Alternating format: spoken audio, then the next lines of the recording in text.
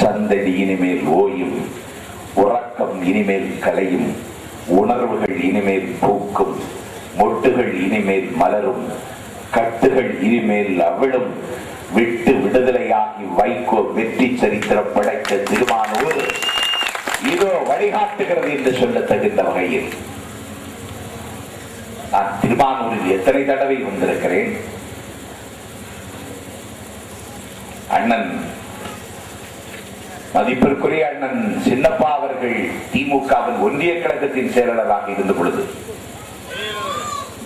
அரியலூர் ஆறுமுகத்தின் கொடி இங்கே பறந்த காலத்தில் அண்ணன் எஸ்ஆர் அவர்கள் செல்வாக்கோடு இருந்த காலகட்டத்தில் 1991 திமுகவினுடைய ஆட்சி கவிழப்போகிற செய்தி வந்து கொண்டிருந்த பொழுது நாட்டு மக்கள் மத்தியிலே அந்த அபாயத்தை உணர்த்தவும் அதை எதிர்கொள்ளவும் நாங்கள் தயார், நாடெங்கும் சென்று பிரச்சாரம் செய்யுங்கள் என்று கலைஞர் கட்டளையிட்ட காலத்தில் இந்த அரியலூர் ஒன்றியத்தில் நான் பேசாத கிராமங்கள் இல்லை. என்னுடைய கால் சட்டை பருவத்தில் நான் அரியலூர் ஒன்றியத்தின் எல்லா வீதிகளிலும் எல்லா கிராமங்களிலும் வண்ணமணி கொடியை ஏற்றி வைத்து உரையாற்றியவன் நான் திராவிட முன்னேற்ற கழகத்தின் தோழர்களுக்கு சொல்லுகிறேன், உங்களை காட்டிலும் அப்பாக்கு திமுக இங்கே இருக்கிறவர்கள் தான்.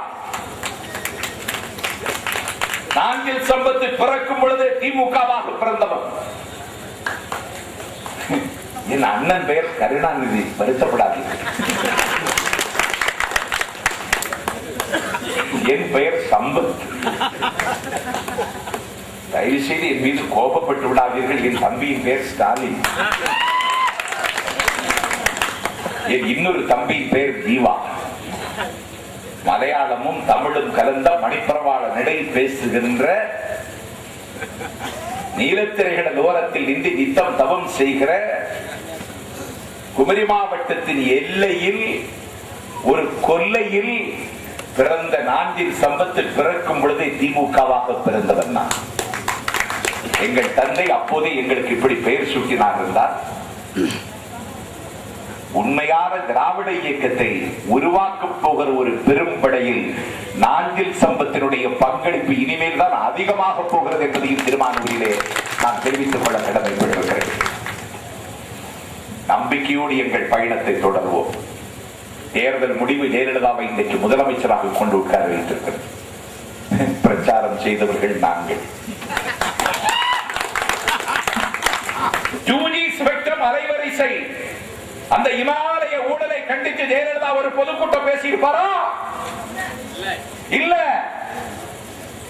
அண்ணா திராவிட முன்னேற்ற கழகம் என்கிற அமைப்பை வதிக்கிறேன். அண்ணா திராவிட முன்னேற்ற கழகம் என்கிற அமைப்பில் கொட்டியும் ஆம்பலமாய் ஒட்டி கிடக்கின்ற அந்த உறவுகளை நான் துதிக்கிறேன். காலம் என்ன கோலம் போட்டாலும் சரி, ஜெயலலிதாவே நாளைக்கு அடக்குமுறை அம்புகளை வைகோவின் தம்பி நாஞ்சில் சம்பத்தின் மீது ஏவி விட்டாலும் சரி, அதிமுகவின் அப்பாவி தொண்டரை அப்போதும் நான் குறை சொல்ல மாட்டேன் என்பதையும் திருமானூரிலே நான் வெளிப்படுத்திக் கொள்கிறேன். 2G ஸ்பெக்ட்ரம் அலைவரிசை ஊழலை கண்டித்து ஜெயலலிதா ஒரு பொதுக்கூட்டம் கூட பேசியதில்லை. பேசியவன் நான், முதலமைச்சர் அவர்.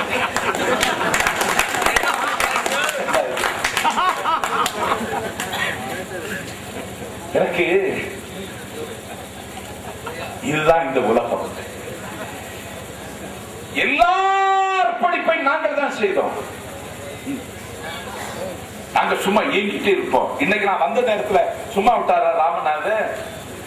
நான் இரவு நேற்றைக்கு ஒரு பட்டிமன்ற நிகழ்ச்சியை முடித்துவிட்டு இரவோடு இரவாக காரில் புறப்பட்டு இரவிலே கண் விழிக்காம வரணும். கண்ணை அசந்துருன்னு வச்சிருங்க, நானும் மரியம் பிச்சை ஆயிடுவேன். கண்ண அசந்திரப்படாது ராஜேந்திர. வாகனத்தில் பயணம் செய்கிற புகழேந்திக்கு சொல்கிற ஜாக்கிரதையா இருக்கணும். ஒரு ஸ்டெப் எடுத்து வைக்கும் பொழுது எச்சரிக்கை இருக்கணும். அண்ணன் மரியம் பிச்சை ஒரு சாதாரண குடும்பத்தில் பிறந்தவன், உழைப்பால் உயர்ந்தவன். அண்ணா திராவிட முன்னேற்ற கழகம் என்கிற அமைப்பில் கடந்த காலத்தில் மாவட்ட செயலர்கள் கொடிகட்டி பிறந்தவன். சிறுபான்மை சமூகம் கருணாநிதிக்கு சலாம் போட்ட காலத்தில் ஜெயலலிதாவுக்கு சலாம் சொன்னவர். சுற்றுச்சூழல் சிறுபான்மை நலன் அமைச்சராக முடிசூட்டப்பட்டவர்.